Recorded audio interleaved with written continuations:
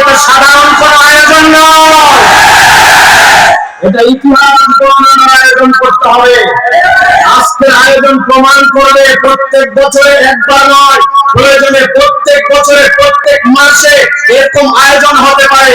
মুসলমানরা শান্তি প্রিয় ভাবে কোন রকম বিশৃঙ্খলা ছাড়া, উশৃঙ্খলা ছাড়া, উস্কানি ছাড়া তারা দ্বীনের দাওয়াতের নিয়তে এইগুলো প্রোগ্রাম করবে, তার সাক্ষী হতে হবে আজকে আপনাদেরকে। কোনো কথা নাই, কোনো শব্দ করবেন না, রাস্তাঘাটে অযথায় ঘোরাফেরা করবেন না। আমি আসার সময় কিছু মা বোনদেরকে দেখলাম, এটা কোনো মেলা নয়, এটা একটা ইসলামী মাহফিল। আপনি ওয়াজ শোনার জন্য হয় মাঠে আসবেন নির্ধারিত জায়গায়, নয় মহিলারা মাঠের মধ্যে থেকে আস্তে করে তার বাড়িতে চলে যাবেন। এটা কোনো মেলা করা হয় না। সুন্দর আয়োজনকে সুন্দরভাবে পরিসমাপ্তির দিকে আমাদেরকে নিয়ে যেতে হবে। আল্লাহ রাব্বুল আলামিন আমাদেরকে এখানে এসে বসে আমাদেরকে বুঝতে গ্রহণ করার মতো তৌফিক দান করেন। ছোট্ট সময় আমার নির্ধারিত প্রসঙ্গে অল্প কিছু কথা আপনাদের কাছে বলার জন্য চেষ্টা করব। আল্লাহ রাব্বুল আলামিন যেন এই কথাগুলি আমাদেরকে আমল করার তৌফিক দান করেন। প্রিয় ভাইয়েরা, আমরা আল্লাহ রাব্বুল আলামিনের প্রতি ঈমান এনেছি। আমরা এই ঈমান আনার ক্ষেত্রে যেই কালেমাটুকু পড়ি, আমরা যে শাহাদাতটুকু আমরা পাঠ করি, সেখানে আমরা একটা পাঠে বলি আশহাদু আল্লা ইলাহা ইল্লাল্লাহ, আর বলি ওয়া আশহাদু আন্না মুহাম্মাদান আবদুহু ওয়া রাসূলুহু। এখন আপনাদের কাছে জিজ্ঞাসা করতে চাই, কেউ যদি বলে আশহাদু আল্লা ইলাহা ইল্লাল্লাহ, আল্লাহর ব্যাপারে আমি সাক্ষ্য দিলাম, এটা আমার পরিষ্কার, কিন্তু মুহাম্মদ সাল্লাল্লাহু আলাইহি ওয়াসাল্লামের ব্যাপারে আমার এখনো পরিষ্কার নয়, অথবা সেই সাক্ষ্যটা থামায় রাখলাম।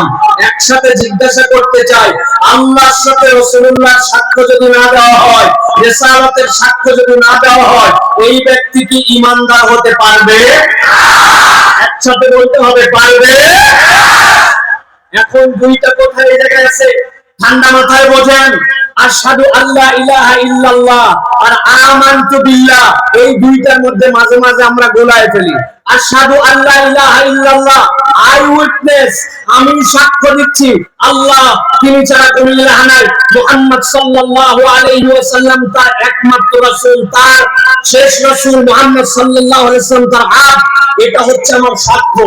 আর যখন বলি আমানতু বিল্লাহি ওয়া মালাইকাতিহি ওয়া কুতুবিহি ওয়া রুসুলিহি, এই আমানতু বিল্লাহ আর আশহাদু আল্লা ইলাহা ইল্লাল্লাহর মধ্যে পার্থক্য আছে। ওইটা সাক্ষ্য দিবেন, কিন্তু আমানতু বিল্লাহ মানে সাক্ষ্য নয়। আমানতু বিল্লাহ মানে ও আল্লাহ, আমার মাথায় ধরলেও ভালো, না ধরলেও ভালো, আমার বুঝে কাজ করলেও ভালো, আমার বুঝে কাজ না করলেও ভালো, যুক্তিতে প্রমাণিত হলেও ভালো, যুক্তিতে প্রমাণিত না হলেও ভালো, আল্লাহ আমি তোমাকে মেনে নিলাম। মেনে নেওয়ার নাম হচ্ছে ঈমান, মেনে নেওয়ার নাম হচ্ছে আমানতু বিল্লাহ। এবার আমি পড়বো, সাথে সাথে আপনারা সামনে ফরওয়ার্ড হবেন, দেখি আপনারা পারেন কিনা। বলেন তো, আমানতু বিল্লাহি, তারপরে কি, তারপরে কি, তারপরে কি, এই পর্যন্ত আপাতত রাখলাম। এখন আপনি বলছেন আমানতু বিল্লাহ, আল্লাহ আপনার প্রতি ঈমান আনলাম, ফেরেশতার প্রতি ঈমান আনলাম এবং মেনে নিলাম। এরপরে বলেছেন আল্লাহ আমি মালাইকাদের প্রতি ঈমান আনলাম এবং মেনে নিলাম। এরপরে বলেছেন আল্লাহ আমি তোমার আসমান থেকে অবতীর্ণ যত কিতাব আছে সব কিছু মেনে নিলাম। আমি আপনাদের কাছে জিজ্ঞাসা করতে চাই, আপনি যে আসমানি কিতাবের প্রতি ঈমান আনলেন, মেনে নিলেন, এইটা কি আংশিক না পুরোপুরি? বুঝে বলেন কিন্তু, আংশিক না পুরোপুরি? ধরেন কোন একটা ব্যক্তি কোরআনুল কারীমের 50% পর্যন্ত গবেষণা করে ঘোষণা দিয়েছে সুবহানাল্লাযী আসরা বিআবদিহি লাইলাম মিনাল মাসজিদিল হারাম ইলাল মাসজিদিল আকসা, এর আগ পর্যন্ত আমার নো ডাউট কোনো আমার এই বিষয়ে বক্তব্য নাই, মন্তব্য নাই, আলহামদুলিল্লাহ এই বিষয়ে আমার ধ্যান ধারণা সব ক্লিয়ার, কিন্তু বাকিটা এখনো আমি ক্লিয়ার করতে পারি নাই। সামনে চিন্তা ভাবনা করে সিদ্ধান্ত নেব। তাহলে 50% কোরআনের উপর ঈমান আনছে, এই জন্য সে হচ্ছে 50% মুসলমান, তাই 50% তো না? কত পার্সেন্ট? জোরে বলেন কত পার্সেন্ট? আচ্ছা বাদ দিলাম, একটু কঠিন হয়ে গেছে আপনাদের জন্য। একজন লোক পুরো কোরআনুল কারীম পড়ালেখা করেছে, কিন্তু সূরা নাসের ব্যাপারে তার অল্প একটুখানি চিন্তা চেতনা গবেষণা বাকি আছে। সে চিন্তা করছে সূরা নাসের মধ্যে আল্লাহ বলছেন আল্লাযী ওয়াসওয়াসু ফী সুদুরিন নাস, নফসের মধ্যে কেমনে ওয়াসওয়াসা দেয় এটা আমার মাথায় ক্লিয়ার না, পরে চিন্তা ভাবনা করে প্রমাণ করব। তবে কুল আউযু বিরাব্বিল ফালাক পর্যন্ত অল ক্লিয়ার, 99.99% কোরআনের উপর ঈমান আনছে, তাহলে সে হচ্ছে 99% মুসলমান। কত পার্সেন্ট? 0। ভালো করে বোঝেন। এখন যারা বলতেছেন 0% মুসলমান, আমি তাদের কাছে বলতে চাই, এই কিতাব, যেই কিতাবের ব্যাপারে আপনি বলতেছেন একটা শব্দ অস্বীকার করলে আপনার ঈমান থাকবে না, আপনার 0% এর মুসলমানিত্ব চলে আসে, তাহলে ওই কিতাবের ব্যাপারে আপনার আমার রাসূলের ব্যাপারে যে কথা বলা আছে, যে ধারণা দেওয়া আছে, সেটার ব্যাপারে যদি আপনার নিজের কোনো মন্তব্য থাকে, নিজের কোনো বক্তব্য থাকে, আপনার চেতনা থাকে, আপনার যুক্তি থাকে, তাহলে আপনি কত পার্সেন্ট মুসলমান? 0। ভালো করে বোঝেন। এই জন্য আমি মজা করে মাঝে মাঝে বলি, আলোচনা শুরুতে এটা আপনাদের কাছে বলে রাখি, এখান থেকে আমাদের বাঁচা লাগবে কিনা, বাঁচার উপায় বের করা লাগবে কিনা। আমি অনেক চিন্তা ভাবনা করে বাঁচার একটা উপায় বের করছি, আপনারা যদি শুনতে চান তাহলে বাঁচার উপায়টা বলে দিব। সবাই রাজি আছেন? তবে ফ্রি হবে না, যাওয়ার সময় যাদের সাথে আমাদের দেখা সাক্ষাৎ হবে মিনিমাম 100 টাকা করে হাদিয়া না দিলে আমি ফ্রি এটা বলতে রাজি। আপনার দিতে রাজি তো না ভাই? নাকি চিন্তা করছেন খুচরা নাই? আচ্ছা দেখা যাবে, যদি বুদ্ধি পছন্দ হয় তাহলে দিয়েন, না বুদ্ধি পছন্দ হলে দিয়েন না। এখন থেকে আমরা এই কালেমাটা যখন বলবো একটু বুদ্ধি করে এটা এখন থেকে বলে নিব। দেখেন আপনারা পঞ্চগড়ের মুসলমানরা এর সাথে এগ্রি হন কিনা। আমরা এখন থেকে বলবো আমানতু বিল্লাহি ওয়া মালাইকাতিহি ওয়া কিছু কিছু কুতুবিহি, অথবা বুদ্ধি করে বলবো আমানতু বিল্লাহি ওয়া মালাইকাতিহি ওয়া যাদ্দুরুজি তাদ্দুর কুতুবিহি। কবরে যাওয়ার পরে বলছে এই নবীর ব্যাপারে তোমার মন্তব্য কি? আমি কোরআনুল কারীমের মধ্যে বলেছিলাম তিনি শেষ নবী, তারপরে আর কোনো পয়গম্বর নাই। আমি বলেছিলাম তার নবুয়তকে সিলগালা করে দেওয়া হলো, দিনকে পূর্ণতা দেওয়া হলো, কিন্তু আপনি মাথা কাটায় বলছেন না আল্লাহ আমি পঞ্চগড়ে বলে আসছিলাম যদ্দুর বুদ্ধি তদ্দুর কুতুবি, অথবা কিছু কিছু কুতুবি। বুঝে থাকতে বলেন তো, এই বুদ্ধি যদি কোনো বক্তা দেয় ওই বক্তার এই বুদ্ধি নেওয়া যাবে, আর এই বুদ্ধি দিয়ে কি কবরে পার পাওয়া যাবে? অতএব প্রিয় ভাইরা, ঈমান আনলে পূর্ণ ঈমান আনতে হবে। কিতাবের ব্যাপারে যেরকম ঈমান, রিসালাতের ব্যাপারে ঠিক একই রকম ঈমান। এই দুইটার পূর্ণতা না থাকলে আপনি যে পরিচয় থাকেন, কবরে যাওয়ার পরে, পরকালে যাওয়ার পরে মুক্তির কোনো রাস্তা থাকবে না। আমি আপনাদের কাছে এই ভূমিকাটা দিলাম। মূলত আমি আপনাদের কাছে আজকে যে বিষয়টাকে সংক্ষিপ্ত ভাবে বলতে চাই সেটা হচ্ছে আমাদের তাওহীদের সাথে রিসালাতের প্রতি ঈমান আনতে হবে। এই বিষয়ে আমাদের ধারণা ক্লিয়ার তো ভাই, ঠিক না? চলেন আমি আপনাদের কাছে প্রিয় ভাইরা যেই কথাটা বলতে চাই, যেই জন্য এত লম্বা ভূমিকা দিলাম, সেটি হচ্ছে প্রিয় ভাইরা রাসূলুল্লাহ সাল্লাল্লাহু আলাইহি ওয়াসাল্লামকে আমরা বিশ্বাস করি আমাদের নবী হিসাবে, আমাদের রাসূল হিসাবে। আপনারাও বিশ্বাস করেন তো নাকি? আমরা বিশ্বাস করি তো না ভাই? অনেকে বলবেন হুজুর এত বিশ্বাস নিঃশ্বাসে যাওয়া লাগবে না, ন্যাশনাল আইডি কার্ড বাইর করে দেখেন আমার ধর্মের মধ্যে ইসলাম লেখা আছে। আর ধর্ম যদি ইসলাম থাকে তো ওই ধর্মের নবী মুহাম্মদ রাসূল অত বিশ্বাস, ওর পকেটের মধ্যে বিশ্বাস লেখা আছে। অনেকের ধারণা এরকম। কিন্তু আমি আপনার কাছে যে কনসেপ্টটা পরিষ্কার করতে চাই, রাসূল সাল্লাল্লাহু আলাইহি ওয়াসাল্লাম, মুহাম্মদ সাল্লাল্লাহু আলাইহি ওয়াসাল্লামের বিশ্বাসের রোকন আছে, যে রোকনগুলা না বুঝলে মোটা দাগে বিশ্বাস বলা হয়, কিন্তু মুহাম্মদ সাল্লাল্লাহু আলাইহি ওয়াসাল্লামকে প্রকৃত বিশ্বাস করা হয় না। আমি আপনাদের রোকনের বিষয়ে আজকে ঈমান পরিষ্কার করতে চাই। নবী করিম সাল্লাল্লাহু আলাইহি ওয়াসাল্লামের রিসালাতে যদি আপনি ঈমান আনতে চান, মুহাম্মদ সাল্লাল্লাহু আলাইহি ওয়াসাল্লামকে যদি আপনি বিশ্বাস করতে চান, তাহলে আপনাকে তিনটা জিনিসের স্বীকারোক্তি দিতে হবে। এই তিন রকম যদি আপনি বিশ্বাস না করেন তাহলে মুহাম্মদ সাল্লাল্লাহু আলাইহি ওয়াসাল্লামকে আপনার বিশ্বাস করা হয় নাই। এবার আওয়াজ দিয়ে বলতে হবে মুহাম্মদ সাল্লাল্লাহু আলাইহি ওয়াসাল্লামের বিশ্বাসের মৌলিক রকম কয়টা? সবাই বলে নাই, হাতগুলা রেডি করে নেই যে আমার মতো, লোকগুলা ভাঁজ দিবেন এই দুইটা। আর তিনটা লোকের কোন বের করবেন? একসাথে বলেন, মুহাম্মদ সাল্লাল্লাহু আলাইহি ওয়াসাল্লামকে রাসূল বলে বিশ্বাসের রকম কয়টা? সব হবে না, ওয়ান মোর টাইম আপনারা একসাথে বলতে হবে, কয়টা? কয়টা? মাশাআল্লাহ, মুখস্থ করে ফেলেন। এক নম্বরে মুহাম্মদ সাল্লাল্লাহু আলাইহি ওয়াসাল্লামকে রাসূল বলে বিশ্বাস করতে হলে তার নবুয়তে বিশ্বাস করতে হবে। দুই নম্বরে তার মর্যাদা এবং তার ভালোবাসায় বিশ্বাস করতে হবে। তিন নম্বরে তার আনুগত্য এবং অনুসরণে বিশ্বাস করতে হবে। মুহাম্মদ সাল্লাল্লাহু আলাইহি ওয়াসাল্লামের রাসূল হিসেবে বিশ্বাসের রকম তিনটা: তার নবুয়তে বিশ্বাস, তার মর্যাদা এবং ভালোবাসায় বিশ্বাস, তার আনুগত্য এবং অনুসরণে বিশ্বাস। এই তিন বিশ্বাসের পূর্ণতা যখন হবে, তখন আপনার সাক্ষ্য দেওয়া আল্লাহর কাছে গ্রহণযোগ্য হবে। আশহাদু আন্না মুহাম্মাদান আবদুহু ওয়া রাসূলুহু। ক্লিয়ার? আজকে আমরা এই তিনটার থেকে বিস্তারিত আলোচনা করব না, তবে তিনটার একটা বিষয়ে বিস্তারিত আলোচনা করব। এই তিন বিশ্বাসের প্রথম বিশ্বাসের নাম মুহাম্মদ সাল্লাল্লাহু আলাইহি ওয়াসাল্লামের নবুয়তে বিশ্বাস।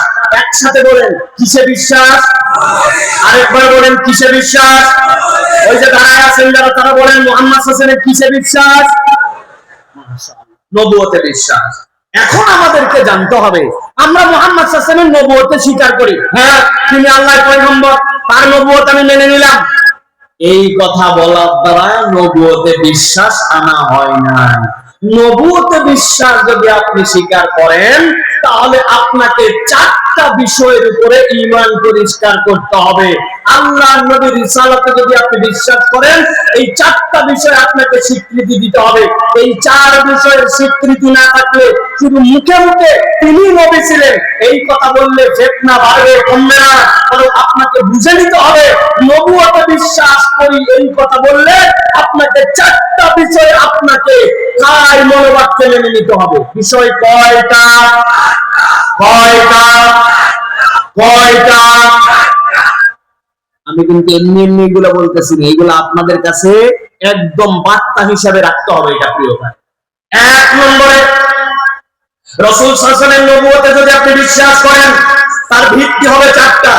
এক নম্বরে মুহাম্মদ সাল্লাল্লাহু আলাইহি ওয়াসাল্লাম আল্লাহ রাব্বুল আলামিনের মনোনীত নবী এবং রাসূল, এটা এক নম্বর আপনাকে বিশ্বাস করে নিতে হবে। দুই নম্বরে আল্লাহ নবী সাল্লাল্লাহু আলাইহি ওয়াসাল্লামের নবুয়ত সার্বজনীন। নবী করিম সাল্লাল্লাহু আলাইহি ওয়াসাল্লামের সময় থেকে কিয়ামত পর্যন্ত তার নবুয়ত সার্বজনীন। তার নবুয়তের পরে কারো নবুয়তের কোনো প্রয়োজন আছে, কেউ নবী হতে পারে এরকম চিন্তা করলেও আল্লাহর নবীকে নবুয়তকে বিশ্বাস করা হয় নাই। আল্লাহর নবীর নবুয়ত সার্বজনীন। তিন নম্বরে রাসূলুল্লাহ সাল্লাল্লাহু আলাইহি ওয়াসাল্লাম তার নবুয়তের দায়িত্ব পরিপূর্ণভাবে আদায় করেছেন, এটা আপনাকে বিশ্বাস করতে হবে। নবী করিম সাল্লাল্লাহু আলাইহি ওয়াসাল্লাম তার নবুয়তের দায়িত্বের কোন রকম কিছু ফাঁক রেখে যান নাই, নবুয়তের দায়িত্ব পূর্ণভাবে আদায় করেছেন। চতুর্থ নম্বর, তিনি যা কিছু শিক্ষা দিয়েছেন সবকিছুই সন্দেহাতীতভাবে নির্ভুল। সুবহানাল্লাহ বলেন। এই চারটা বিশ্বাসের নাম হচ্ছে রাসূল সাল্লাল্লাহু আলাইহি ওয়াসাল্লামের রিসালাতের বিশ্বাস। আপনি যদি এই চার বিশ্বাসের ব্যাপারে আপনার কনসেপ্ট পরিষ্কার না রাখেন, তাহলে আল্লাহর নবীকে আপনার মানা হয় নাই। আপনি যতই বলেন মুহাম্মদ সাল্লাল্লাহু আলাইহি ওয়াসাল্লাম আল্লাহর পক্ষ থেকে পয়গম্বর, আপনার ঈমান হয় না। আমার কথা নয়, চলেন এবার কোরআনুল কারীমের মধ্যে প্রবেশ করি। যেই চারটি পয়েন্টের কথা বললাম, মুহাম্মদ সাল্লাল্লাহু আলাইহি ওয়াসাল্লাম আল্লাহ কর্তৃক নবী এবং রাসূল এবং তিনি হচ্ছেন মনোনীত। আল্লাহ কোরআনুল কারীমের মধ্যে 34 নম্বর সূরা সূরা সাবা এর 28 নম্বর আয়াতের মধ্যে আল্লাহ রাব্বুল আলামিন বলছেন, ওয়া মা আরসালনাকা ইল্লা কাফাতাল লিন-নাস বাশীরান ওয়া নাযীরা। আল্লাহ বলেন, আমার হাবিব আপনাকে এমনি প্রেরণ করা হয় না, আমি আল্লাহ আপনার ব্যাপারে ঘোষণা দিলাম, পৃথিবীতে যতদিন পর্যন্ত মানুষ নামের এই জীবটুকু টিকে থাকবে, কিয়ামতের আগ পর্যন্ত সকল মানুষের জন্য আল্লাহ আপনাকে নির্বাচিত করলেন। আল্লাহ রাব্বুল আলামিন আপনাকে মনোনীত করলেন বাশীরান ওয়া নাযীরা। আপনি তাদের কাছে শুভ সংবাদদাতা এবং তাদের কাছে সতর্ককারী।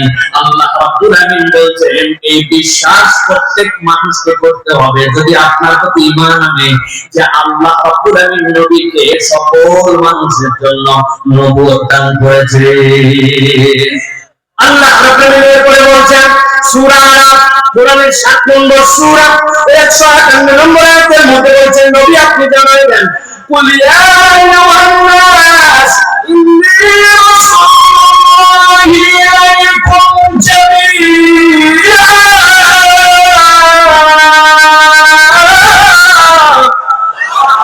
আল্লাহর নবী আপনি জানাই রাখেন আমি আল্লাহর পক্ষ থেকে তোমাদের কাছে আসি, তবে কেবলমাত্র আরবের জন্য নয়, কেবলমাত্র আমার খালের জন্য নয়। আল্লাহ রাব্বুল আলামিন আমাকে প্রেরণ করেছেন রাসূল হিসাবে ওই কিয়ামত পর্যন্ত যত মানুষ আসবে তাদের জন্য।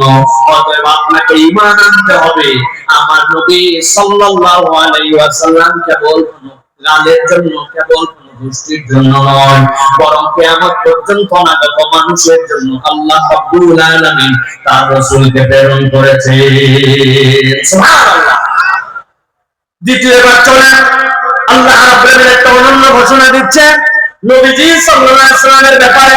সূরা ফুরকানের ভিতরে আল্লাহ বলতেছেন নবী আপনি জানাই দিয়ে রাখেন আল্লাহ রাব্বুল আলামিন আয়াতে কারিমা বর্ণনা করেন তাবারাকাল্লাযী নাযালা আল-ফুরকানা আলা আবদিহি লিয়াকুনা লিল আলামিনা নাযীরা। আল্লাহ বলছেন খুব গভীর মনোযোগের সাথে খেয়াল করেন আল্লাহ এই জায়গায় বলছেন তাবারাকাল্লাযী নাযালা আল-ফুরকানা আলা আবদিহি। কথাটা শুনতে খুব স্বাভাবিক আয়াত মনে হলেও মুফাসসিরের মধ্যে ডিটেইলস কথা বলেছেন আল্লাহ কোরআনে যেগুলা জায়গাতে বিস্ময়কর কিছু উপস্থাপন করেছেন সেই বিস্ময়কর উপস্থাপনের ক্ষেত্রে আল্লাহ দুইটা শব্দমালার মাধ্যমে সেইগুলাকে আল্লাহ বর্ণনা করেছেন। এর একটা হচ্ছে সুবহানাল্লাযী, আরেকটা হচ্ছে তাবারাকাল্লাযী। সুবহানাল্লাযী কেন্দ্রিক আয়াত আপনি অনেকগুলা খুঁজে পাবেন।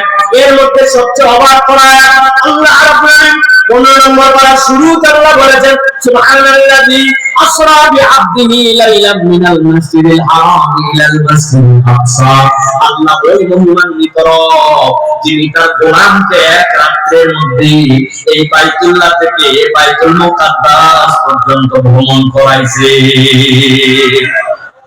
আপনি বুঝেন না অথবা আমরা অনুভব করি না আল্লাহ নবী সাল্লাল্লাহু আলাইহি সাল্লাম মিরাজ থেকে ফেরত আসলেন, আসার পরে যখন মক্কায় পৌঁছালেন সকালবেলা আল্লাহ নবী খানায় কাবার সামনে দাঁড়ায় ঘোষণা দিলেন ও মক্কার লোকেরা শোনো শোনো রব্বুল আলামিন গতকালকে আমাকে এই খানায় কাবা থেকে বাইতুল মুকাদ্দাস পর্যন্ত নিয়ে গেছেন। ওই বাইতুল মুকাদ্দাস থেকে সপ্ত আসমান ভেদ। এই কথা বলতে দেরি আবু জেহেল আর তার গোষ্ঠী আল্লাহ নবীর সামনে আসতে দেরি করে নাই। এতদিন পর্যন্ত মুহাম্মদকে ব্যাপারে আমরা অনেক কথা বলেছি যে মিথ্যা কথা বলে অমুক তমুক, কিন্তু আমরা প্রমাণ দিতে পারি নাই। আজকে একটা আইটেম পাইছি মুহাম্মদ কি বললে তুমি সাল্লাল্লাহু আলাইহি ওয়াসাল্লাম। মুহাম্মদ সাল্লাল্লাহু আলাইহি ওয়াসাল্লাম বলছেন গত রাতে আল্লাহ আমাকে এই খানায় কাবার চত্বর থেকে আমাকে গেছে বলে থামো, বাইতুল মুকাদ্দাস পর্যন্ত হলেই হবে, শুধু নিয়েই যায় নাই আবার ঘুরে আসছে। আবু জেহেল তখন লোক জড়ো করছে সবাই সামনে আসো, সবগুলা লোকজন আসো। মুহাম্মদ কথা ঘোরানো যাবে না, আমাকে যেটা বলছে এটা কিন্তু আবার বলা লাগবে। নবীজি সাল্লাল্লাহু আলাইহি সাল্লাম যখন এই কথা বলছেন আবু জেহেলের গোষ্ঠী তখন মক্কার লোককে সাক্ষী বানায় বলছে বলো তো তোমরাও তো এই খানায় কাবা থেকে ওই বাইতুল মুকাদ্দাসে যাও, ফিলিস্তিনে যাও, বলো তো একটা দ্রুতগামী উট যদি যায় কয় দিন লাগে? তারা চিৎকার করে বলছে 8 দিন 7 রাত পর্যন্ত লেগে যায়। যদি আমরা সকাল বেলা বেরোই আর সন্ধ্যায় বেরোই 8 দিন আমাদের জন্য 8 রাত পর্যন্ত লেগে যায়। আর যদি কোনো ঘোড়ায় যাও তাহলে দ্রুতগামী ঘোড়া যতই জোরে যায় তাকে রেস্ট দিতে হয়। এই জন্য 4 থেকে 5 দিনের আগে সেই জায়গায় পৌঁছানো আমাদের দ্বারা সম্ভব নয়। লোকজনকে সামনে নিয়ে বলছে মুহাম্মদ কি বলছে দেখছো নাকি, খালি যাই নাই আবার নাকি ঘুরেও আসছে। সব লোকজনকে বলছে, বুঝছো তো কত বড় আজগবি কথা সে বলছে। সবচেয়ে বড় তার সমর্থক হচ্ছে আবু বকর সিদ্দিক রাদিয়াল্লাহু তাআলা আনহু। আবু বকরের বাড়িতে দৌড়াই চলে গেছে, যাওয়ার পরে উম্মুল খাইর আবু বকরের মায়ের নাম ধরে ডাকছে। ভয় পেয়ে গেছে, এত সকালবেলা কে আসলো, বলে তোমার সন্তান কোথায়, দিকে আসো। এতদিন পর্যন্ত মুহাম্মদ উল্টা পাল্টা কথা বলেছে, আমরা প্রমাণ দিতে পারিনি, আজকে প্রমাণ হয়ে গেছে। হাত ধরে টেনে নিয়ে আসছে খানায় কাবার সামনে। আসার পরে বলছে, দেখো তোমার সাথে কি বলে, কি উল্টা পাল্টা কথা বলতেছে। বলে কি বলেছেন ইয়া রাসূলুল্লাহ? বলছে উনি কি বলবে তার আগে আমরা বলে রাখি, সে নাকি গত রাত্রে এখান থেকে রওনা দিয়া বাইতুল মুকাদ্দাস গেছে, কেবল যায় নাই, আবার ঘুরে পর্যন্ত আসছে। এরকম আজগবি কথা বলছে। আবু বকর রাদিয়াল্লাহু তাআলা জিজ্ঞাসা করছেন, ইয়া রাসূলুল্লাহ, ইয়া হাবিবাল্লাহ, আপনি কি কথা বলেছেন? বলছে, হ্যাঁ আবু বকর, গত রাতে রব্বুল আমিন আমাকে সফর করাইছেন। এইটা কি স্বপ্নে ছিল না বাস্তব? না, না স্বপ্নে নয়, এটা আমার জীবনে বাস্তবে আল্লাহ ঘটাইছেন। সাথে সাথে আবু বকর সিদ্দিক রাদিয়াল্লাহু তাআলা আনহু জনগণের দিক থেকে মুখ ফিরায় নিয়ে খানায় কাবার দিকে মুখ ফিরালেন। মুখ ফিরায় ঘোষণা দিলেন, ও আরবের লোকেরা শুনে রাখো, ওয়াল্লাহি রাব্বুল কাবা, আমি কাবার রবের কসম করে বলতেছি, মুহাম্মদ সাল্লাল্লাহু আলাইহি ওয়াসাল্লাম যা বলেছেন আমি তোমাদের কাছে বললাম, সাদ্দাকতা ইয়া রাসূলুল্লাহ, সাদ্দাকতা ইয়া হাবিবাল্লাহ। আবু বকর রাদিয়াল্লাহু তাআলা এমনি এমনি সিদ্দিক হন নাই, তিনি সত্যায়নকারী। এই বিস্ময়কর ঘটনা যেটা মানুষের মাথার মধ্যে কাজ করে না, আল্লাহ ওরকম ঘটনা বলার আগে সুবহানাল্লাহি বলেছেন। আমি এতটুকু ভূমিকা দিলাম, দীর্ঘ কথা বলার সুযোগ নেই। আল্লাহ এই জায়গায় তাহলে কি বিস্ময়কর কথাটা বলতেছেন, যেই জন্য আল্লাহ বলছেন তাবারাকাল্লাযী। আল্লাহ কোরআনে বলছেন এটাও একটা বিস্ময়কর ব্যাপার, তাবারাকাল্লাযী নাযালাল ফুরকান আলা আবদিহি লিয়াকুনা লিল আলামিনা নাযীরা। আমি আমার হাবিবের প্রতি যে কোরআন দিলাম, আমি আমার হাবিবের প্রতি যে ওহী দিলাম, ওই ওহী দেওয়ার জন্য আমি ওই পাহাড়ের কাছে প্রস্তাব করেছিলাম, লাউ আনজালনা হাযাল কুরআন আলা জাবালিন লারাআইতাহু খাশিআন মুতাসাদ্দিআন। এই পাহাড় এটা গ্রহণ করার ক্ষমতা রাখতো না, এইটার একটা আয়াত দিলে ওই পাহাড় থরথর করে ভেঙে চুরমার হয়ে যেত। আল্লাহু আকবার। মুফাসসিররা ব্যাখ্যা করেছেন, আল্লাহ সৃষ্টির দিক থেকে সমুদ্র তো বিশাল, মরুভূমি তো বিশাল, কিন্তু আল্লাহ রাব্বুল আলামিন কেন বললেন কোরআন যদি পাহাড়ের উপরে আসতো পাহাড় চূর্ণ বিচূর্ণ হতো? মুফাসসিররা এটার ব্যাখ্যা করেছেন, আল্লাহ নিজেই কোরআনুল কারীমের মধ্যে বলেছেন, ওয়াল জিবালা আওতাদা, তুমি এখান থেকে কাঞ্চনজঙ্ঘা দেখতে পাও, বিকাল বেলা তাকালে উপরে চূড়াটুকু দেখা যায়, তুমি দেখো চূড়া উপর দিকে, কিন্তু আমি আল্লাহ তোমার জন্য বললাম ওয়াল জিবালা আওতাদা, ওই পাহাড় উপর দিকে যতখানি চুলক করে রব্বুল আমিন জমিনের ভিতরে ততটুকু বেড়ে দিয়ে রেখেছেন। আল্লাহ বলছেন ওই রকম উঁচু পাহাড়, সেই পাহাড়ের মাথার উপরে উঠা, সেটাও তোমার জন্য একটা ক্রেডিট। এরকম উঁচু ততটুকু নিচের দিকে গেড়ে দেওয়া, এরকম পাহাড়ের উপরে একটা আয়াত যদি অবতীর্ণ হতো সে সহ্য করতে পারতো না, পাহাড় চূর্ণ বিচূর্ণ হয়ে যেত। কিন্তু আমি আল্লাহ বললাম তাবারাকাল্লাযী নাযালাল ফুরকান আলা আবদিহি, আমি আমার হাবিবের পক্ষে কোরআন অবতীর্ণ করেছি, কপালটা একটু ঘেমে যেত। সবচেয়ে কঠিন ওহী যখন আসতো, মেসালু সালাসালাতিল জাস, আল্লাহর নবী তখন অস্থির হতেন একটু, কিন্তু আমার নবী কখনো ভেঙে পড়েন নাই, আমার নবী লোড নিতে পেরেছেন। এইটা নরমাল কোনো কাজ নয়, এটা আল্লাহ রাব্বুল আলামিন তার মধ্যে যোগ্যতা দিয়েছে। আল্লাহ বলতেছেন আপনাকে যে দিলাম এটার কাজ কি হবে? আল্লাহ বলছেন লিয়াকুনা লিল আলামিনা নাযীরা, আপনি এমন ভাবে এই বার্তাটুকু আপনার উম্মতের কাছে দিয়ে যাবেন, আপনার উম্মতকে সতর্ক করে যাবেন, আমি আল্লাহ আপনাকে সতর্ককারী করে কিয়ামত পর্যন্ত মানুষের জন্য প্রেরণ করেছি। কিয়ামত পর্যন্ত আল্লাহ নবীকে আল্লাহ রাব্বুল আমিন প্রেরণ করেছেন, ওইটার বিশ্বাসের নাম রিসালাতে ঈমান। এই জায়গায় কোনো ধানাই করার সুযোগ নাই। এখন আল্লাহ রাব্বুল আমিন যে নবীজি সাল্লাল্লাহু আলাইহি ওয়াসাল্লামকে কিয়ামত পর্যন্ত সতর্ককারী বানালেন, কেমনে আল্লাহ রাব্বুল আমিন সতর্ককারী বানালেন? আমি মাঝে মাঝে মজার ছেলে উদাহরণ দেই। আপনাদের এই পঞ্চগড়ে করোনার সময় করোনা হয়েছিল ভাই, কথা বলেন না, হয়েছিল লকডাউন দিছিল ভাই, টিকা মারছিলেন তো, চুলকানি হয়েছে তো, এখন ব্রেনে কিছু মনে থাকে না তো? কিচ্ছু মনে থাকে না, কেন মনে থাকে না বুঝি না। গা চুলকায়, চাপায়, অস্থির লাগে, অশান্তি লাগে, অযথায় ঘামে যায়, অযথায় ঠান্ডা লাগে। ওই টিকা বাবা যে দেখে, ভালো করে বুঝেন, আল্লাহ রাব্বুল আলামিন ওই সময় যে বান্দাদেরকে বুদ্ধি দিলেন, তুমি করোনা হয়েছে, এখন করোনার থেকে বাঁচবে কেমনে? আমাদের স্বাস্থ্য মন্ত্রণালয় জানালো করোনার থেকে বাঁচতে হলে হাত ধোয়া লাগবে। মনে আছে ভাই? কয় সেকেন্ড? 20 সেকেন্ড। 20 সেকেন্ড কয় ভাবে? আমার মনে আছে 6 ভাবে। কি ভালো করে বোঝেন, এর মধ্যে রিসালাতের শিক্ষা আছে। কোন একটা লোক পরামর্শ অনুযায়ী সুন্দর করে হাত ধোয়ার সিদ্ধান্ত নিয়েছে। পিছনে অনেক মহিলা আসছে, রাস্তা জায়গা নেই, সামনে দাঁড়িয়ে আসছে, আমাদের মা বোনেরা তাদের প্যান্ডেলে যাবেন, খবরদার রাস্তাঘাটে দাঁড়ায় থাকবেন দয়া করে।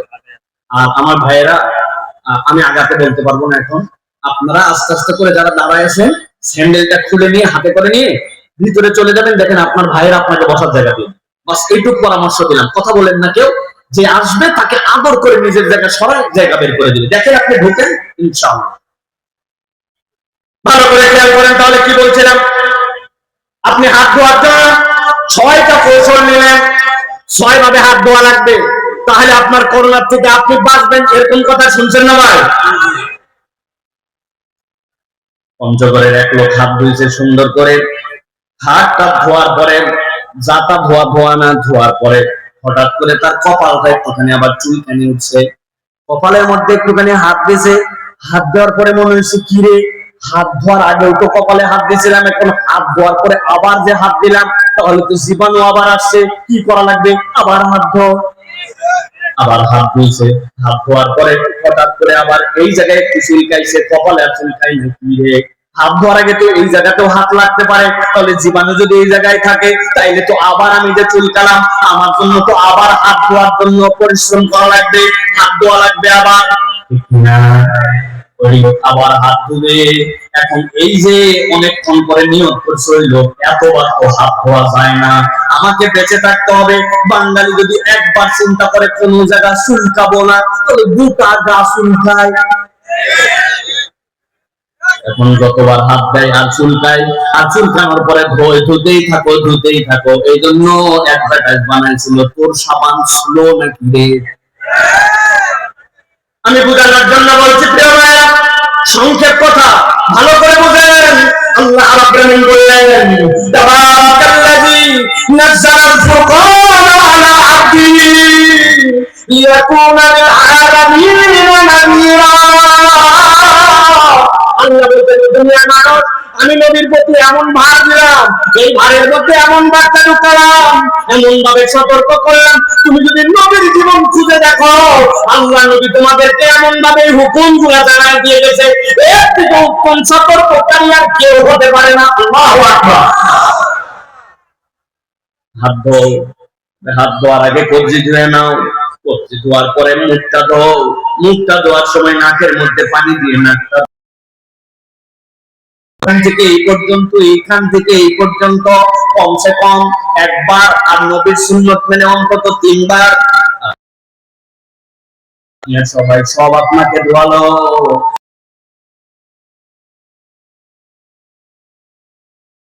এলাকার থুতু, এলাকার পথ, এলাকার ময়লা সব নিয়ে আপনি বিছনার উপর উঠে গেলেন, ঘরের মধ্যে ঢুকে গেলেন, দুনিয়ার কেউ আপনাকে এই পূর্ণতা দিল না।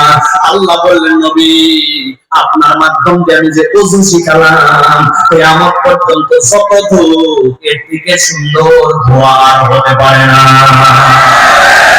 আল্লাহ বলছেন, এই জন্য আপনাকে পয়গম্বর বানানো হয়েছে। আমি আল্লাহ এই বার্তাটা আপনার উপরে লোড ক্যাপাসিটিটা নেওয়ার মতো যোগ্যতা দিয়ে আপনাকে দান করেছি। আল্লাহ এই জন্য বলছেন, লিয়াকুনাল আলামিনা নাযীরা, আপনাকে কিয়ামত পর্যন্ত মানুষের জন্য সতর্ককারী করে প্রেরণ করা হয়েছে। তাহলে আল্লাহ নবীর রিসালাতের জন্য আপনি যদি ঈমান আনতে চান, আপনাকে প্রথমে ঈমান আনতে হবে। আল্লাহ রাব্বুল আলামিন কর্তৃক নির্বাচিত আমার হাবিব, আর তিনি হচ্ছেন আল্লাহর রাসূল। এ বিষয়ে আমাদের কোনো সন্দেহ থাকলে আল্লাহ নবীর প্রতি ঈমান আনা হয় না, ঠিক না? এবার চলেন 2 নম্বর পয়েন্টে। আল্লাহ রাব্বুল আলামিন বলতেছেন, আমার হাবিবের প্রতি তুমি যদি ঈমান আনতে চাও তাহলে ঈমানের 2 নম্বর বিষয় হচ্ছে রাসূলুল্লাহ সাল্লাল্লাহু আলাইহি ওয়াসাল্লামের মাধ্যমে নবুয়তের সমাপ্তি হয়ে গেছে। আল্লাহ নবীর পরে আর কোন নবী রাসূল নামে বেনামে আসবে, বলে বলতে আসবে। আল্লাহ রাব্বুল আলামিন বলেন মুহাম্মদ সাল্লাল্লাহু আলাইহি ওয়াসাল্লাম শেষ নবী, তার মাধ্যমে খতম করে দেওয়া হয়েছে, নবুয়তকে সমাপ্ত করা হয়েছে। এইটাও আপনার রিসালাতের প্রতি ঈমান। আপনি বলেন মুহাম্মদ সাল্লাল্লাহু আলাইহি ওয়াসাল্লাম নবী, কিন্তু আপনি শেষ নবী বিশ্বাস করেন না, আপনার ঈমান আনা হয় না, আপনাকে পুরো দুনিয়া মুসলমান বললেও আল্লাহ নবী সাল্লাল্লাহু আলাইহি ওয়াসাল্লামের হাদিস আল্লাহ কোরআন অনুযায়ী আপনি মুসলমান না। আল্লাহ রাব্বুল আলামিন বলেন মা কানা মুহাম্মাদুন আবা আহাদিন মিন রিজালিকুম ওয়ালাকিন রাসূলুল্লাহ ওয়া খাতামান নাবিয়্যিন ওয়া কানা আল্লাহু বিকুল্লি শাইইন আলীমা।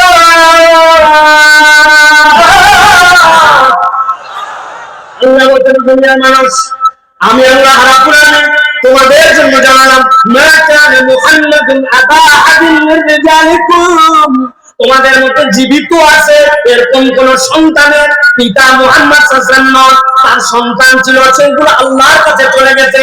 আর আমি আল্লাহ রাব্বুল আলামিন জানালাম তার থেকে বড় তার পরিচয় ওয়ালাকে রাসূলুল্লাহ, মুহাম্মদ সাল্লাল্লাহু আলাইহি ওয়াসাল্লাম আল্লাহর রাসূল ওয়া খাতামান নাবিয়্যিন, তার মাধ্যমে আল্লাহ নবুয়তের সিলসিলাকে বন্ধ করে দিলেন।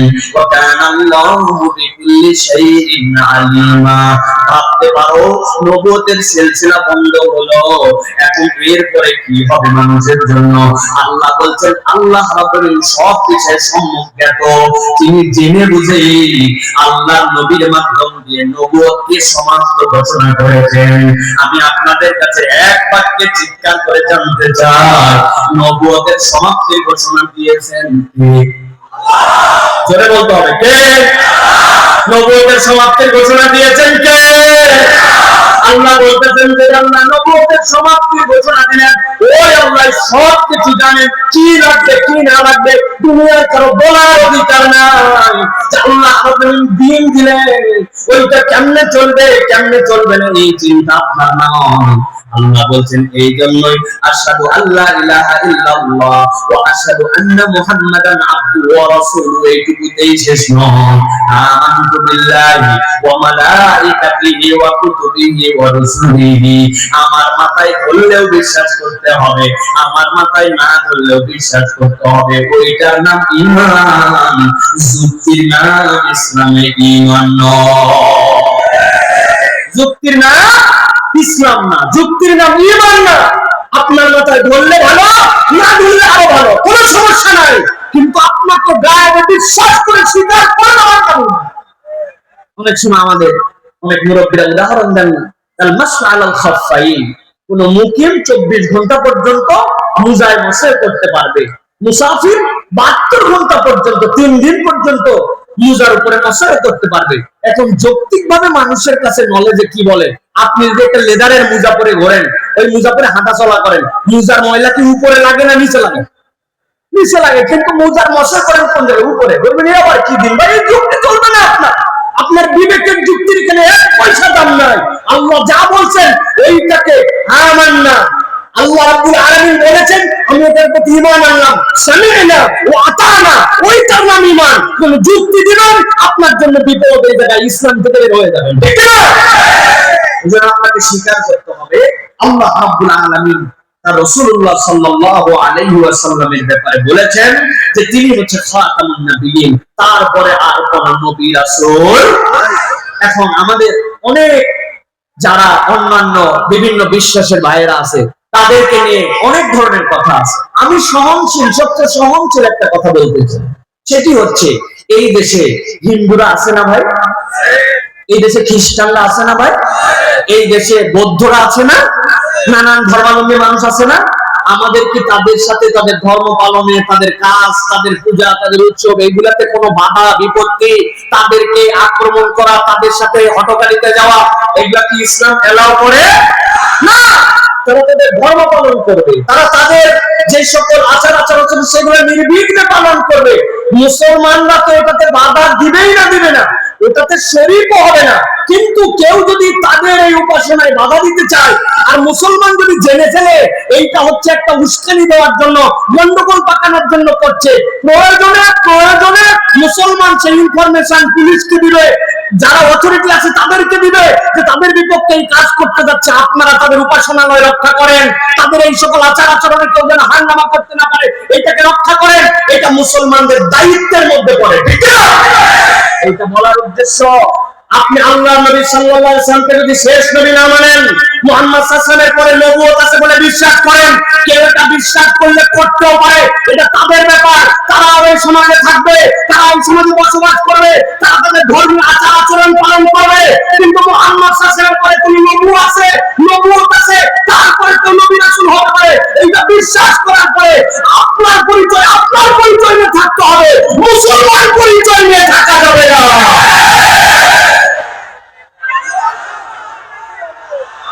প্রিয় ভাইরা শোনেন, কথা শোনেন। প্রিয় ভাইরা, আমাদের বক্তব্য পরিষ্কার, আমরা কারোর সাথে কোন রকম ফাসাদ করতে চাই না, গন্ডগোল করতে চাই না, কোন হিংসাহিংসি করতে চাই না, কারো উপাসনালয় আমরা কখনো আক্রমণ করবো ইসলামের দায়িত্ব আমাদেরকে দেয় না। যে আল্লাহ বলেছেন অপরের উপাস্যকে তুমি গালি দিবে না, তারা ভুল করে তোমাকে গালি দিবে, সেখানে মুসলমান কখনো হঠকারী সিদ্ধান্ত নিতে পারবে না। কিন্তু এটার ব্যাপারে আপনাকে পরিষ্কার থাকতে হবে, আল্লাহ নবীর পরে নবী আছে, রাসূলের পরে কেউ রিসালাত করতে পারে, তারপর তো ওহী আসছে, এইটা বলবে, আবার মুসলমান পরিচয় দিবে, এইটাও মুসলমান মেনে নিবে না।